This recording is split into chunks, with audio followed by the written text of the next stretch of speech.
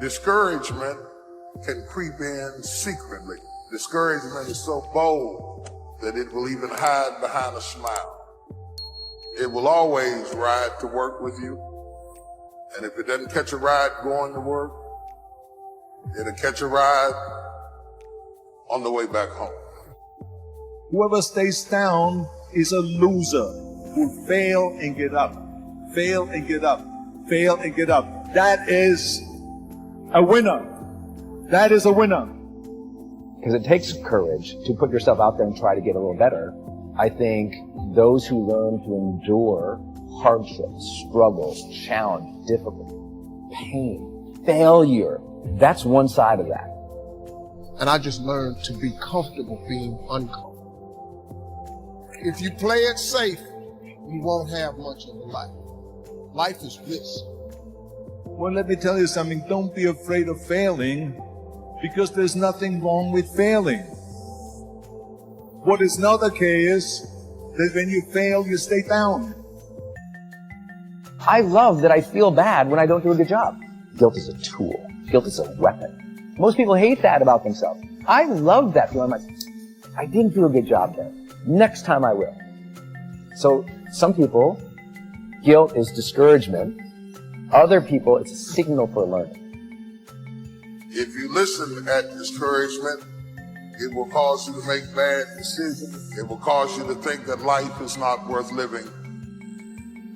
You will wonder if you're ever going to get out of what you're into.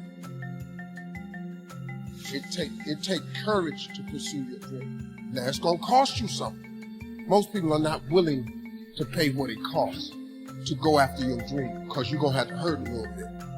And most people don't like being uncomfortable. If you don't want to be uncomfortable, please do not pursue success. Because success is a very uncomfortable feeling.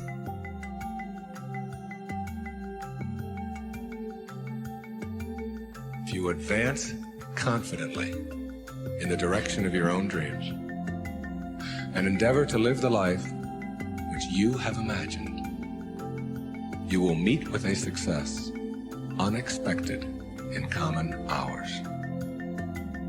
Success is an inner process. Success is something that you bring to everything you do in your life. Today, if you ask me, what does it take to be happy, and give it you one word: progress. Progress equals happiness. When you're making progress in your body, even if you're not there yet, you feel good. We gotta grow, we gotta make progress. It's easy to make progress in the beginning of something. There is a power in mastery. And how many people do you know are really committed to mastery today? Most people dabble in a million things, they master nothing, and they wonder why they're unfulfilled. Because they're running for the sugar, the next thing that feels good, instead of getting past what doesn't feel good and getting to where you own something. Progress is the game, my friend. You gotta grow or you die inside. And you gotta give or you don't feel any meaning in your life. And life isn't always happy, but it can always be meaningful. And if it's meaningful, life is rich.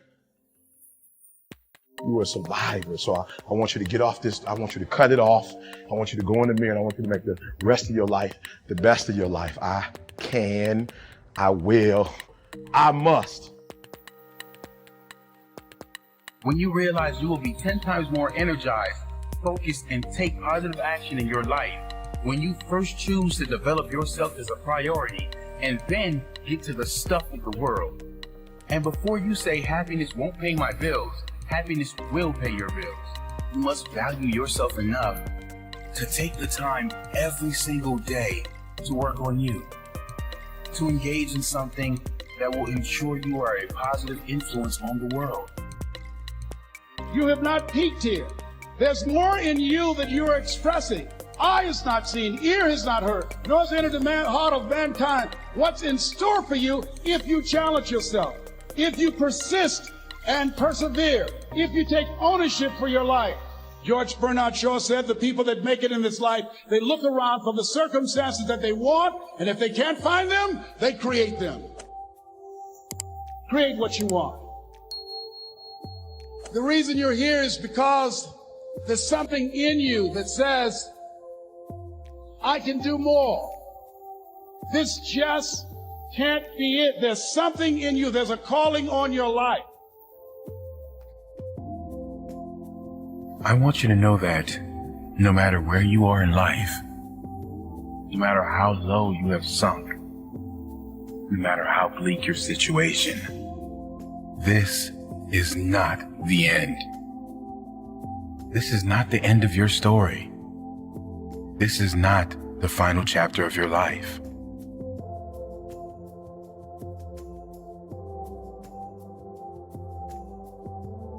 The human spirit doesn't care what's happened to your family. The human spirit doesn't care about the past. You may have been molested, or your family may have been broke, or you may have been betrayed, or you may have a divorce. Your human spirit doesn't care about any of that. Your human spirit simply says, what's our command for tomorrow? What do you want to create? It's not keeping score. Your brain is keeping score, because your brain is designed to keep you safe. Your soul, your intuition, your human spirit is designed to make you soar. And when you get to the edge of that stage, your brain will always tell you to step back. It's always going to tell you to step back, because you can fall. Always. It's going to tell you to step back, because before you fell, the last time you did this, you saw someone else fail. You could hurt. You could be off work. It's going to tell you, it's designed to keep you safe. So you have to be willing to play between your brain and your soul. And on some days, you got to just listen to your soul. And you got to say, I'm going to leap. I'm going to get to the edge. Most people are at the edge, and you're standing at the edge and you're watching everyone else fly. You know, watching people's lives on Facebook. You're at the edge, watching someone else live, wondering what it's going to be like when you jump without ever jumping. And I'm just here to tell you, jump. Because only three things can happen. You're either going to jump and fly, or you're going to jump and fall on something soft, or you're going to fall down hard. Either way, you're going to get back up. You already know you got what it takes to get back up. Your greatest fear is not that you will fall. Your greatest fear is that you will live a full life and never fly, that you never leaped. You're not afraid of dying. You're afraid of dying before the world sees who you really are, before they really get your fingerprint, before they really feel your breath, before they really get your contribution, before they really feel you. That's what you don't want to happen. You don't want to leave this place without us knowing you were here. All I'm doing is giving my dream a chance. And I'm not extraordinary. You don't get off the hook. You don't get to be let off the hook.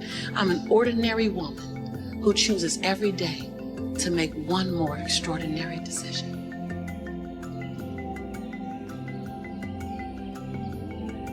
What I'd like for you to do right now, I want you to think about your dream. Think about your dream right now and envision it. I don't know what that dream is that you have. I don't care how far-fetched it might appear to be. I don't care how disappointing it might have been as you've been working toward that dream. But here's what I know. That dream that you're holding in your mind, that it's possible. See, sometimes we can't say, I can do that. But what we can say, that it's possible that I can have my dream as we run toward it, as we work on it day in and day out. And most people don't work on their dreams. Why? They stop growing, they stop working on themselves, they stop stretching, they stop pushing themselves. These are not risk takers. Most people have done all that they're ever going to do. They raise a family, they earn a living, and then they die. But people who are running toward their dreams, life has a special kind of meaning. That in the process of working on your dreams, you are going to incur a lot of disappointment, a lot of failure, a lot of pain, a lot of setbacks, a lot of defeats. But in the process of doing that, you will discover some things about yourself that you don't know right now. What you'll realize is that you're more powerful than you could ever begin to imagine.